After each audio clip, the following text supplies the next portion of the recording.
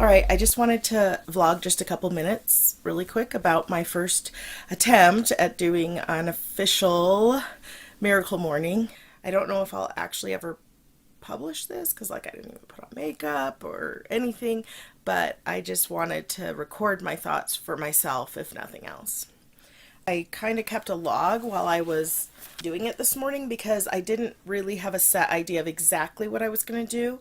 I knew that I would probably use the S.A.V.E.R.S ideas that he talks about in the book: silence, affirmations, visualization, exercise, reading, and scribing. So what I did is I knew that when I got up that I would probably spend some time reading about the 30-day challenge. There's like a little packet you can download for free at miraclemorning.com. I'll list it in the details if I ever publish this.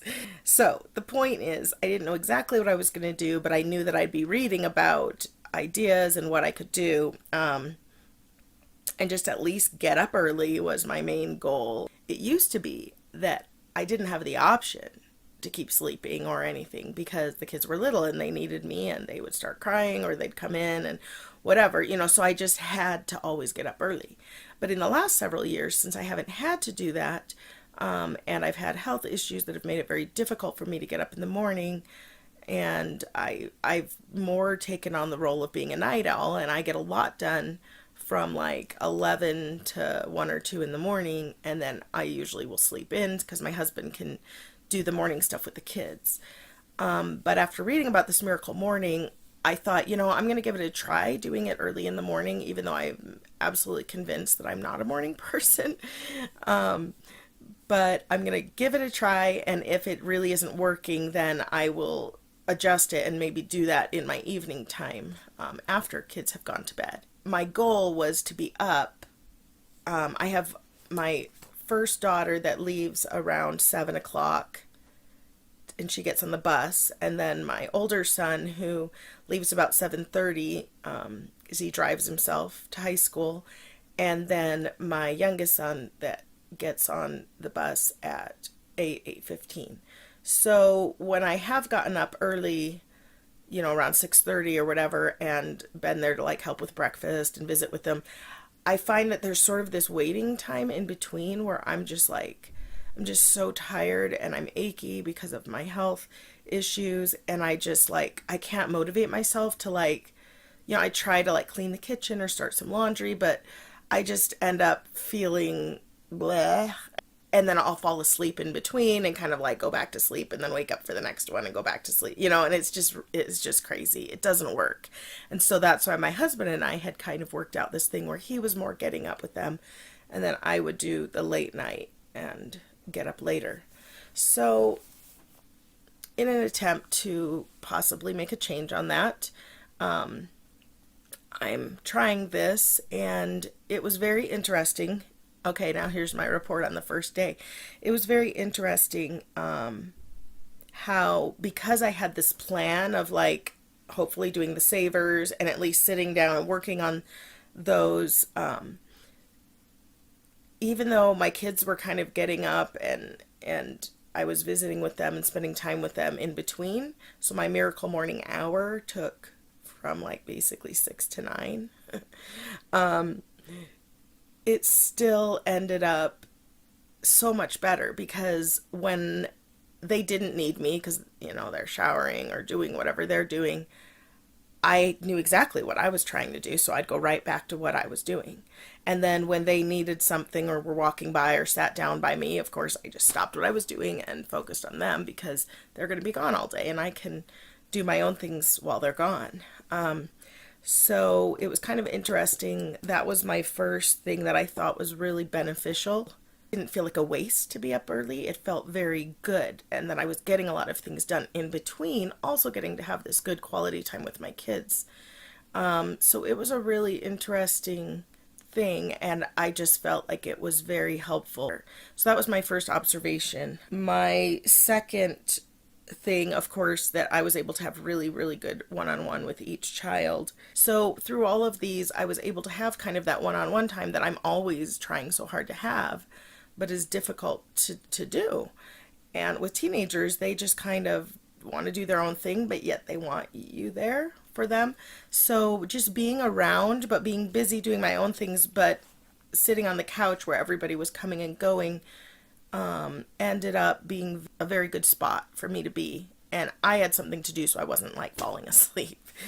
So, of course, this took a lot longer than I thought. I thought I would have a little bit more quiet time getting up at 6, but even though I didn't have as much quiet alone time during the miracle morning that I was doing, I did find that it was a lot more than normal.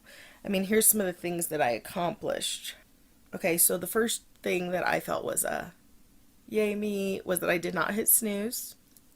I did good. My alarm went off around 6 o'clock. I use Sleep as Android, which is from the Google Play Store, and it can wake you up based on kind of when you're moving around. So it kind of catches when you're not on the deep sleep, but when you're kind of on the up of your sleep cycle. And so I set it to go off between 5:30 and 6:30, and to just kind of catch when is the best time to wake me up. And I found that helps me so much more when I'm trying to wake up, that I kind of think of my sleep cycles.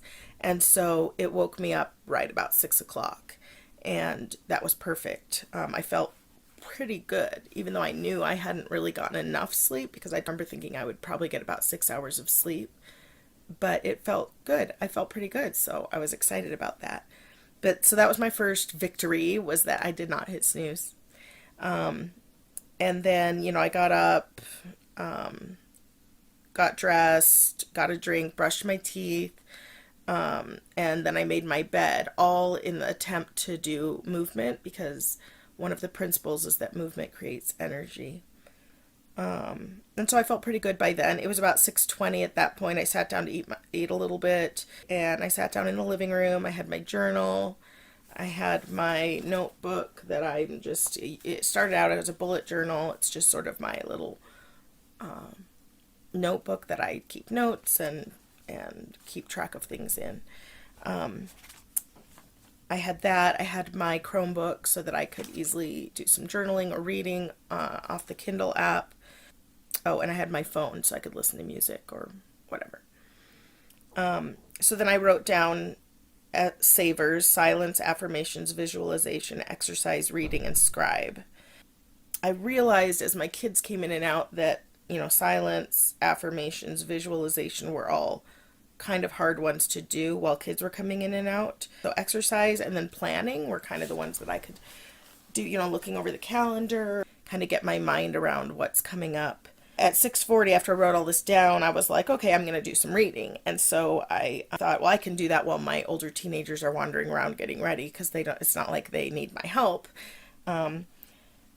But then they ended up both sitting down in the room and visiting with me, which was really nice. But so we just kind of were sitting there visiting, and I was like, okay, I can't really read. So I just started working on my planning, because I'm like, I can do my planning calendar, and then I can pause and chat or whatever.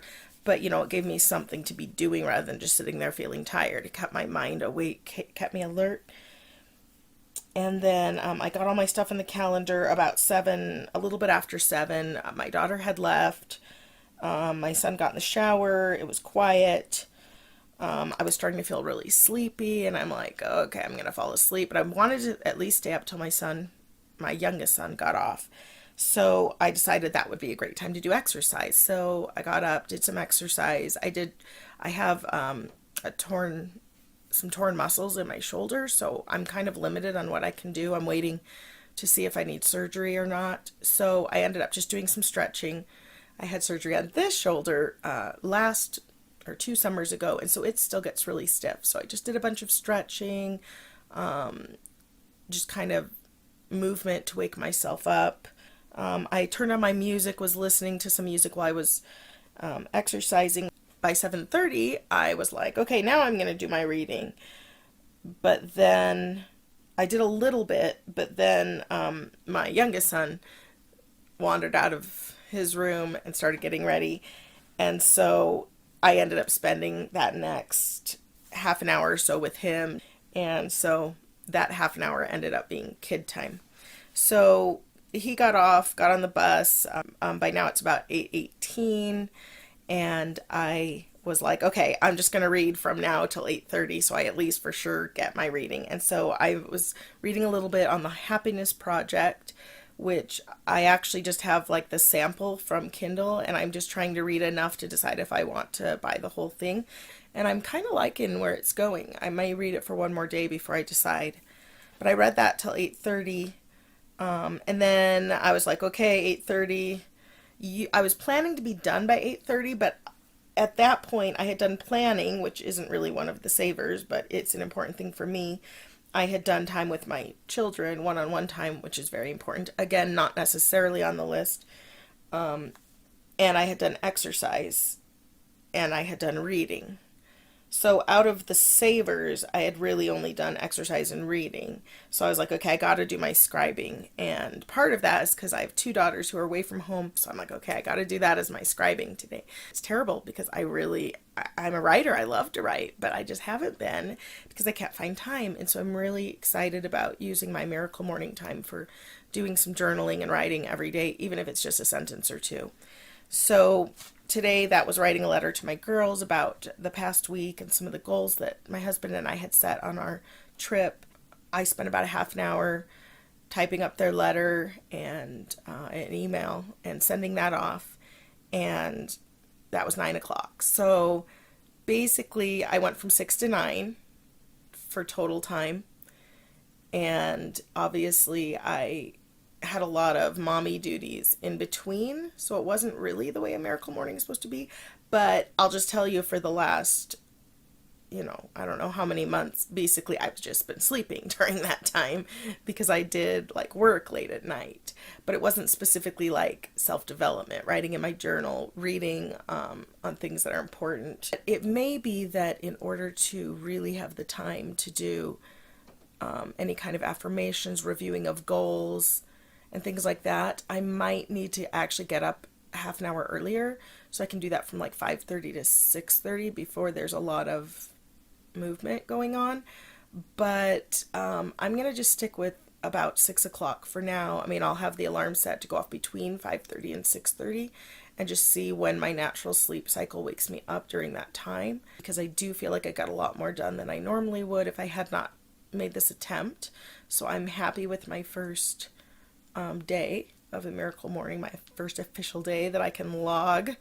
And I'm planning to do this for 30 days straight, and we'll see how it goes. So this is Jumbled Sunshine. Have a great day.